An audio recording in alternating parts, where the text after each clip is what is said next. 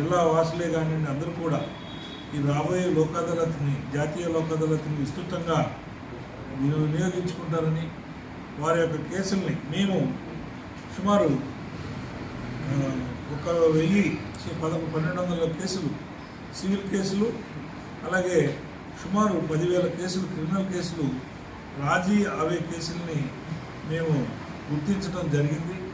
వాటిల్లో already pre sitting కింద అంటే లోక్ అదాలత్ కాకపోయే దీంట్లోనే ముందుగా 75 కేసులని ఆల్రెడీ మేము రాజీ చేయడం జరిగింది జిల్లా వ్యాప్తంగా.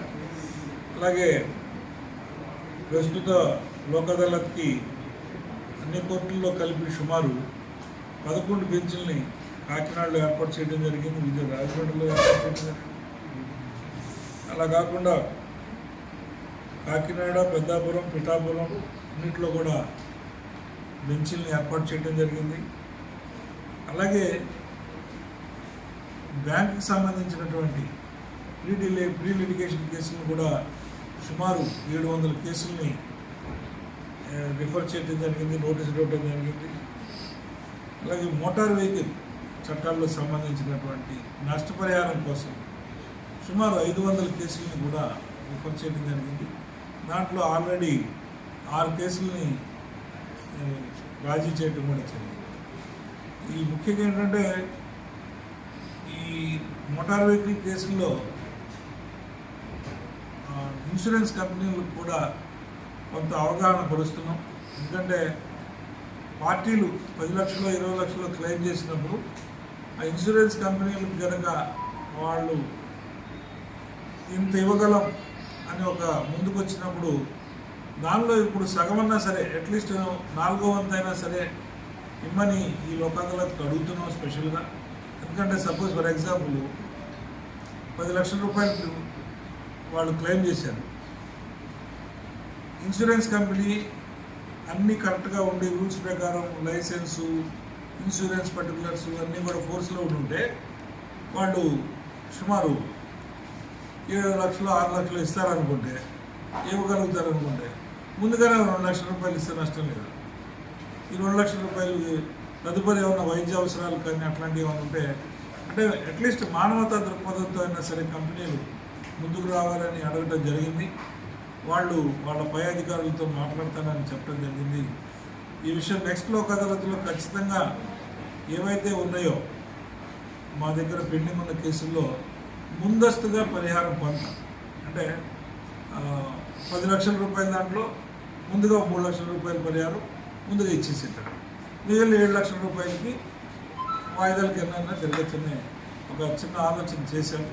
అది కంపెనీలు వాళ్ళు బోర్డ్స్లో పెట్టుకొని మాట్లాడతామని చెప్పడం జరిగింది. అది కనుక జరిగితే వినూత్నంగా మనం ఎన్నో కేసుల పరిష్కారం సులభంగా చేసే అవకాశాలు ఉన్నాయి. అలాగే పోతే నేను ఇక్కడ ఛార్జ్ తీసుకున్నాక కార్యదర్శిగా వచ్చినాక నాకు ఒక అనుమానం వచ్చింది. ఏంటంటే ఈ ఎండాకాలం సెలవుల్లో చాలామంది పిల్లలు తాతల ఇంటికి రావడం, లేకపోతే పల్లెటూళ్ళకి వెళ్ళడం జరుగుతుంది. అక్కడ వెళ్ళినప్పుడు ఏమవుతుందంటే ఈ కుంటల్లో మనకు గోదావరి ఏమో నదిలో స్నానాలకి వెళ్తూ ఉంటారు. వాళ్ళందరూ కూడా యంగ్స్టర్స్, బిలో 20 years ఉంటారు. వాళ్ళు సడన్గా మునిగిపోయి నీట మునిగి చనిపోతున్నారు. నేను ఆ కాలుగా అసలు ఆ ఇన్ఫర్మేషన్ ఇవ్వమని చెప్పేసి నేను కలెక్టర్స్కిను తర్వాత ఎస్పీసీ కూడా రాయటం అయింది. అది ఇంకా రాలేదు. అదేమంటే నిజంగా వాళ్ళకి నష్టపరిహారం అందుతుందా లేదా అనేది ఒక డౌట్, నాకు ఒక అనుమానం ఉంది. అది మీరు కూడా విచారిస్తారని సరే ఎప్పుడన్నా అది ఫ్రెండ్లీగా మ్యాటర్గా చెప్తున్నాను. మీరు కూడా విలేకరులు కాబట్టి అలాంటి సందర్భాలు ఏమైనా ఉన్నాయా, ఉంటే ఎవరికైనా ఇవ్వడం జరిగిందా? ఎందుకంటే ఇప్పుడు యాక్సిడెంట్ కేసుల్లో అయితే ఇన్సూరెన్స్ ఇస్తున్నారు, మరి ఎలక్ట్రికేషన్ విద్యుత్ ఖాతాలు జరిగితే వాళ్ళు ఇస్తున్నారు కాంపెన్సేషన్. కానీ నీటి మునిగిపోయినప్పుడు అవన్నీ కూడా నీటిపారుదల అన్నీ కూడా వచ్చేసి నీటిపారుదల శాఖలో ఉంటున్నాయి. మరి ఆ కుటుంబాలన్నీ కూడా నష్టపోతున్నాయి అన్న విషయం నాకే స్వతహా కొంత డౌట్ వచ్చింది. మరి ఈ విషయాన్ని కూడా మీరు ఒకసారి వీలైతే కన్సర్న్ అథారిటీస్తో మీరు ఒకసారి అంటే మాకన్నా ముందు మీరు అడగటం బాగుంటుంది. నేను కూడా అథారిటీగా అడిగినాను, బట్ నాకు ఇంతవరకు ఇన్ఫర్మేషన్ వచ్చినట్లేదు. ఒకసారి శ్రీలక్ష్మి గారు రమ్మనే అది ఒకసారి వెరిఫై చేయాలి మీరు కూడా, ఎందుకంటే బాధాకరమైన విషయం. వాళ్ళకి తెలియదు సరదా ఈత కొట్టడం అనేది పిల్లలకి సరదా. ఆ సరదాకి వెళ్ళి ఏమవుతుందంటే కుటుంబాలు వాళ్ళు కోల్పోతున్నారు. ఆ సందర్భంలో వాళ్ళకి నిజంగా నష్టపరిహారం దొరుకుతుందా లేదా కూడా, ఏదైనా ఎవరన్నా యాక్సిడెంట్ చేస్తే మాత్రం వీళ్ళు గవర్నమెంట్ తరఫున తహసీల్దారు లేకపోతే ఇంకోటి వీళ్ళు ఎక్స్గ్రేషియా ఏదో ప్రకటిస్తున్నారు లేదా ఇస్తున్నారో కూడా మనకు తెలియదు.